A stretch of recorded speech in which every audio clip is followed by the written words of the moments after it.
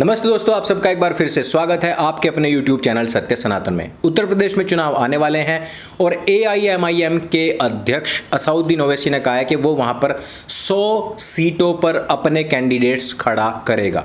आपने देखा किसी प्रकार से बिहार में भी अपने कैंडिडेट खड़ा करके बिना कोई विकास कार्य किए, बिना कोई एजेंडा लिए, बिना कोई अपने वादे किए वो 5 विधायकों को वहां पर जिता पाया और उसने विधानसभा में अपने विधायकों का प्रवेश करा दिया। आपने ये भी सुना होगा, कई बार इस बात को कहा जाता है कि ओवैसी बंधु जो हैं वो भाजपा के एजेंट हैं, वो भाजपा के लिए काम करते हैं, वो मुसलमानों को भड़काते हैं, मुसलमानों को बहकाते हैं और उसके बाद में इसका बेनिफिट भाजपा को मिलता है क्योंकि उससे हिंदू एक होता है। अब मुझे समझ नहीं आया कि इन नेताओं को हिंदुओं की एकता से दिक्कत क्या है।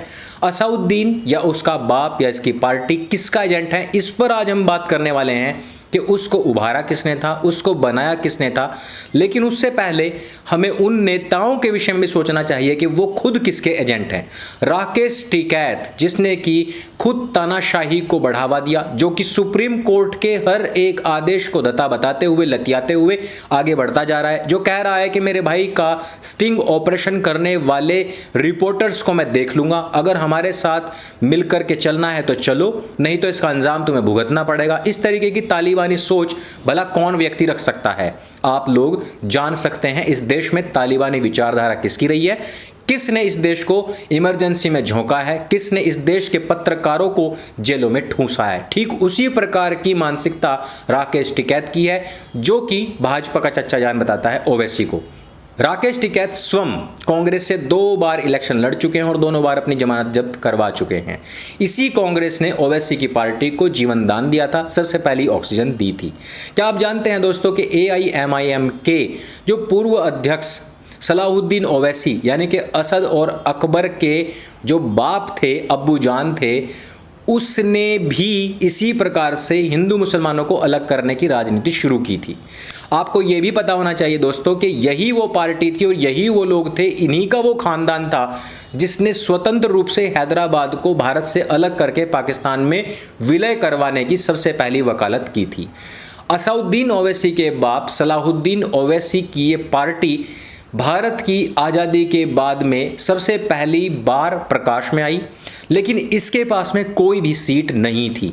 खुद सलाहुद्दीन ओवैसी कई बार हार चुके थे, लेकिन होता यह है कि आंध्र प्रदेश, जिस समय पर आंध्र तेलंगाना इकट्ठे ही थे, और NT रामाराव जिस समय पर वहां पर उभरते हुए स्टार थे, उनके इस बढ़ते हुए प्रभुत्व को समाप्त करने के लिए इंदिरा गांधी ने सलाहुद्दीन ओवैसी को चुना था। इंदिरा गांधी एकमात्र ऐसी प्रधानमंत्री रही है जो कि MIM पार्टी कार्यालय भी गई, उसके अध्यक्ष के साथ में खाना भी खाया और उसके साथ में कई सारी मीटिंग्स भी की थी।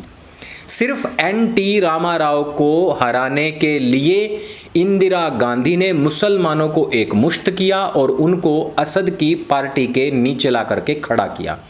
इस पार्टी को फंडिंग की गई थी कांग्रेस की तरफ से और उसके कैंडिडेट्स जितवाए भी गए थे। यानी कि जो पार्टी आज़ादी से पहले भारत के खिलाफ रही, जो बंटवारे में भी हैदराबाद को काट करके पाकिस्तान को देना चाहती थी, जो पार्टी बाद में भी हिंदुओं के खिलाफ जहर उगलती रही, उस पार्टी को ऑक्सीजन देने का कार्य किस पार्टी ने किया था? कांग्रेस पार्टी ने। और किस नेता ने किया था? राकेश टिकैत और उनके पिताश्री की सबसे फेवरेट महिला प्रधानमंत्री के द्वारा इस असद की पार्टी को ऑक्सीजन देने का कार्य किया गया था।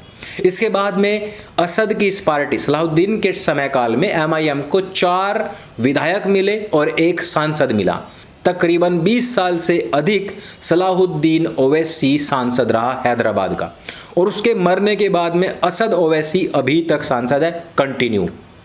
अब आप सोच सकते हैं कि ये वही असाउद्दीन ओवैसी है जो उत्तर प्रदेश के अंदर IAS के द्वारा मतांतरण करने, IS के द्वारा हिंदुओं को ब्रेन वॉश करने और उमर गौतम का साथ देने, मौलाना कलीम का साथ देने, जाकिर नाइक के प्रोपेगेंडा को आगे बढ़ाने और देश को इस्लामिक देश बनाने के जो एजेंडा पर, प्रोपेगेंडा पर काम कर रहा है IAS, जब उसके खिलाफ यूपी पुलिस अपनी जांच बैठाती है, असद ओवैसी ये कह करके बचाव करने लग जाता है कि यह मुसलमानों के खिलाफ यूपी की सरकार का एजेंडा है, उनकी बदले की कार्रवाई है, क्योंकि वो लोग मुसलमान हैं।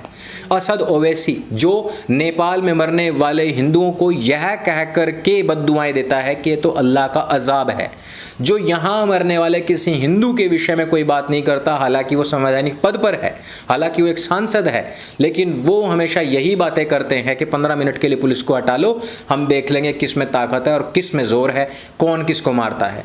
ये वही असद ओवैसी है जिसके नेतागण हिंदुओं के खिलाफ खूब जहर उगलते हैं। उसका सगा भाई राम जी का कई बार अपमान कर चुका है, माता जानकी का कई बार अपमान कर चुका है। ये वही असद ओवैसी है जिसकी IT सेल, जिसके ग्रुप के लोग, जिसके सिखाए हुए मुसलमान अक्सर कर लव जिहाद करते हैं। ये वही लोग हैं जो कि लड़कियों को सूटकेस में भर करके फेंकते हैं। असद ओवैसी के पेजेस अगर आप फेसबुक या ट्विटर पर जाकर के देखेंगे या इसके फैन क्लब आप जाकर के देखेंगे तो आज की तारीख में भी ये हिंदुओं को समाप्त करने हेतु हर एक भरसक प्रयास कर रहे हैं। ये वही असद ओवैसी है जो रात दिन भारतीय जनता पार्टी उनके कार्यकर्ताओं के मरने की प्रतीक्षा करते हैं, उनको बद्दुआएं देते हैं। ये वही असद ओवैसी है जो RSS प्रधानमंत्री नरेंद्र मोदी को कई बार गालियां दे चुके हैं। लेकिन कांग्रेस पार्टी जो स्वयं इस पार्टी को जीवन दान दे चुकी है, ऑक्सीजन दे चुकी है, यह वही पार्टी जो एक मरे हुए सांप को वापस से जिंदा करके देश को डसवाने के लिए तैयार कर चुकी है, वो आज आए गाए बगाए की बातें कर रही है, इधर उधर की बातें ढकेल रही है ताकि लोग उनकी बातों पर विश्वास कर जाएं। हालांकि मैं इस बात से इनकार नहीं कर सकता कि इस देश के अंदर जो 140 करोड़ लोग हैं उनमें से आधे से ज़्यादा बेवकूफ़ इसी प्रकार के ही हैं कि वो समसामयिक चीज़ों पर उठाए गए कोई भी सवाल पर विश्वास कर लेती है, दिए गए जवाब पर विश्वास कर लेती है। लेकिन फिर भी बहुत बड़ी जनसंख्या ऐसी है जो इतिहास को खंगालती है, इतिहास को जानती है, पढ़ना चाहती है, सुनना चाहती है। और आप सभी सौभाग्यशाली उन्हीं लोगों में से हैं जो इतिहास भी पढ़ते हैं, इतिहास को जानते हैं और फिर फैसला करते हैं कि आज की तारीख में जो चल रहा है उसके पीछे वजह क्या है, उसके पीछे का प्रोपेगेंडा क्या है, उसके पीछे की सोच क्या है और इस सब को कठपुतली की तरह नचा कौन रहा है। मैंने सुप्रीम कोर्ट की बात की थी। दिल्ली के बॉर्डर्स पर जमे हुए आड़तियों के इस आंदोलन के खिलाफ सुप्रीम कोर्ट ने यह तो कहा है कि आप अनिश्चित काल तक हाईवेज जाम करके नहीं रह सकते, दिल्ली को घोट कर नहीं बैठ सकते और उसको घोटने के बाद में भी उसके बावजूद आप सुप्रीम कोर्ट में भी उसकी पिटीशन लगा रहे हैं। ये दोनों कार्य आप नहीं कर सकते। या तो आप सुप्रीम कोर्ट पर भरोसा रखिए या फिर अपनी जो लड़ाई आप स्वयं लड़ रहे हैं उस पर भरोसा रखिए। लेकिन इसके बावजूद तालिबानी विचारधारा के द्योतक, उसके आज के समय में झंडा बरदार राकेश और नरेश टिकैत स्टिंग ऑपरेशन में पकड़े जाते हैं, फिर भी लोगों को धमका रहे हैं, फिर भी लोगों को गालियां दे रहे हैं और फिर भी बड़ी बेशर्मी के साथ में इसी प्रकार बॉर्डर्स पर डटे हुए हैं। यहाँ पर सवाल सरकार के ऊपर भी है, यहाँ पर सवाल सुप्रीम कोर्ट के ऊपर भी है और यहाँ पर सवाल इन तालिबानियों के ऊपर भी है, क्योंकि कॉकटेल तीनों की मिलजुल करके चल रही है। और इस कालांतर में जो कुछ भी हुआ है उसका सबसे बड़ा बेनिफिट कांग्रेस और असद की पार्टी को ही मिला है।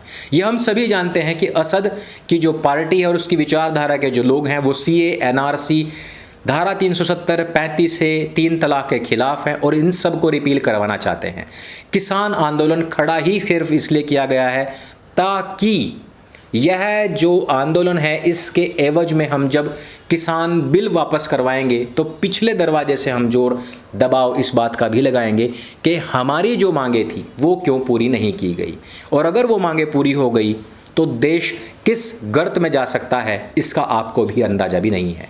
इसके बारे में हम कभी फिर से बात करेंगे, लेकिन इतिहास में दबे हुए कुछ पन्ने आपके सामने लाना अत्यंत आवश्यक था। यदि वीडियो आपको जानकारी से भरपूर लगे तो उसको सबके साथ में शेयर अवश्य करें। मेरे संग बोली सत्य सनातन वैदिक धर्म की जय। जय हिंद, वंदे मातरम।